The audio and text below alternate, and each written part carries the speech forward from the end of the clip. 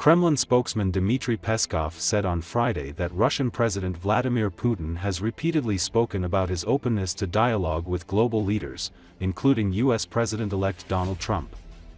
He made that remark after being asked by a journalist about Trump's comment on a possible meeting with Putin after the president-elect takes office later in January. Answering a question about whether Moscow attaches any conditions to the possible meeting, Peskov said, "There are no conditions. A mutual desire and political will to conduct dialogue and solve existing problems through dialogue is required. We are seeing that Mr. Trump declares his readiness to solve problems through dialogue and we welcome that," Peskov said during a conference call with reporters. "We proceed from mutual readiness for a meeting," Peskov said, adding that no specifics are known yet. Peskov also said that Russia's negotiating platform is well known. "Regarding the conflict in Ukraine, our position has been consistent and clear," the president has repeatedly spelled it out. "It's clear to everyone bearing in mind conditions on the ground," he said.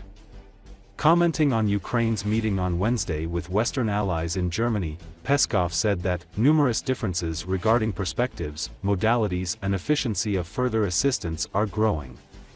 "We are closely following the process," he said. The U.S. under the current leadership intends to do everything to continue the war, and European countries naturally follow the course. Asked about the Biden administration preparing to announce another round of anti-Russian sanctions, Peskov responded that, "We are aware that the administration will try to leave as difficult legacy in bilateral relations as possible for Trump and his team, and it's quite possible that another round of sanctions could be introduced."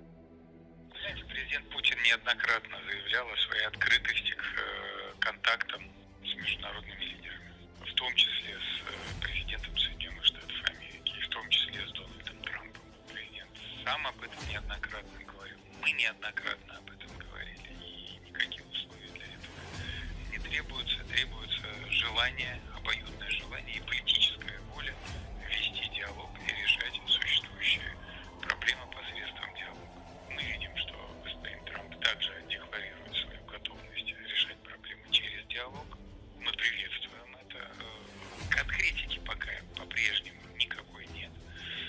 Исходим из обоюдной готовности к встрече, по всей видимости, после того, как господин Трамп войдет в овальный кабинет, уже будут какие-то движения. В том, что касается конфликта вокруг Украины, наша позиция последовательна, она предельно четка, ее неоднократно излагал президент, она хорошо понятна всем с учетом реалий на земле.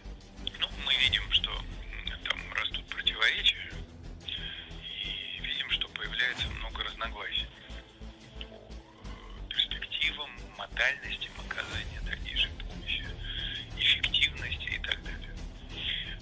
Мы, конечно же, внимательно наблюдаем за этим процессом. Соединенные Штаты при нынешнем руководстве, которому осталось в офисе 10 дней, при нынешнем руководстве намерены дальше делать все для продолжения войны. Разумеется, европейские страны идут в фарватере этой генеральной линии. Мы отдаем себе отчет в том, что администрация, конечно же, будет пытаться оставить максимально тяжелое наследие в плане двусторонних отношений приходящему Трампу и его соратникам. И в русле этих усилий, конечно же, вполне возможно, что очередная партия санкций может быть введена. Russian President Vladimir Putin spokesman said on Thursday that his country is monitoring developments after U.S. President-elect Donald Trump expressed his desire to acquire Greenland. Dmitry Peskov said Russia is ready to cooperate with all the countries to maintain peace and stability in the Arctic region, adding that Trump's claims of buying Greenland, an autonomous territory of Denmark, is an issue of bilateral relations between the U.S. and Denmark. Peskov said Russia is also watching the exchange of statements between Trump and Panama over the U.S. president-elect's statements about the Panama Canal. Peskov also said that Armenia's plan to join the European Union is impossible while it remains in the Russia-dominated Eurasian Economic Union. Мы заинтересованы в сохранении атмосферы мира и стабильности в арктической зоне и готовы к взаимодействию со всеми странами мира во имя этого мира и стабильности везде, ну и в арктической зоне в частности. Такие притязания, наверное, это больше вопрос двусторонних отношений Соединенных Штатов с Данией, с другими государствами. Мы очень внимательно наблюдаем за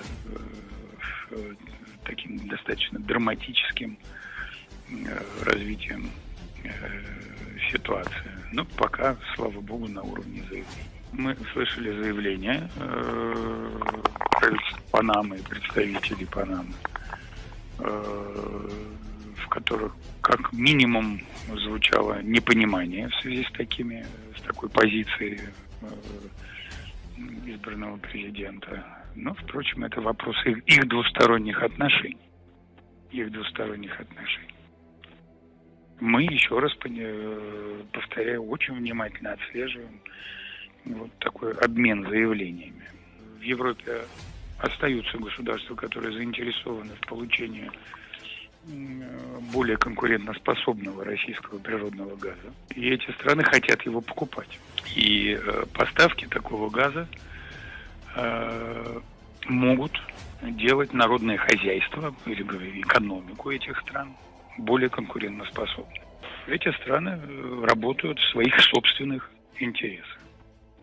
В остальном же, конечно, бенефициаром этой ситуации являются Соединенные Штаты Америки, которые существенно повысили поставки своего сжиженного природного газа по более высоким ценам. Конечно, быть членами двух разных организаций, так гипотетически рассуждая, просто невозможно.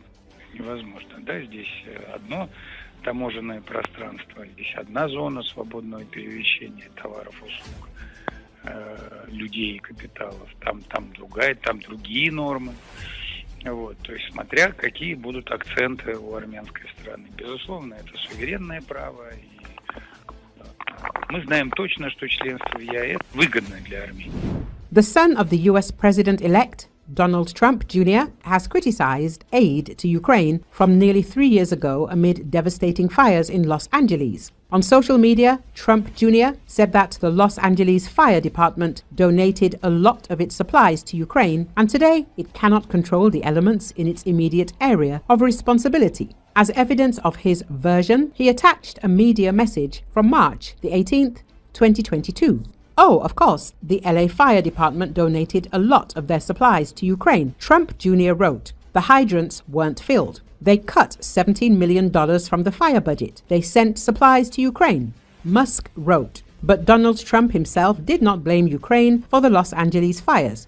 He found another culprit. Let this serve as a symbol of the blatant incompetence and mismanagement of the Biden-Newsom duo. January the 20th must come as soon as possible, he wrote. Trump has sparked a political battle over the wildfires ravaging Los Angeles, even as those fires are still far from contained. Any suggestion that the disaster, which has already killed 2 people, destroyed about 1,000 structures and caused 70,000 people to be placed under an evacuation order, would lead to a moment of national unity was in vain.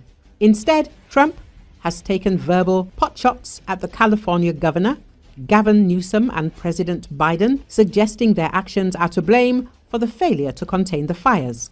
The purpose, aside from Trump's general taste for political combat, seems to be to paint the current president and the California governor as weak leaders who have enfeebled a nation that the president-elect will soon return to the right track. Trump's detractors view such tactics with disdain. Trump took to Truth Social, using his derogatory nickname for the California governor, to assert that the response to the wildfires was being hampered by Newsom's environmental policies.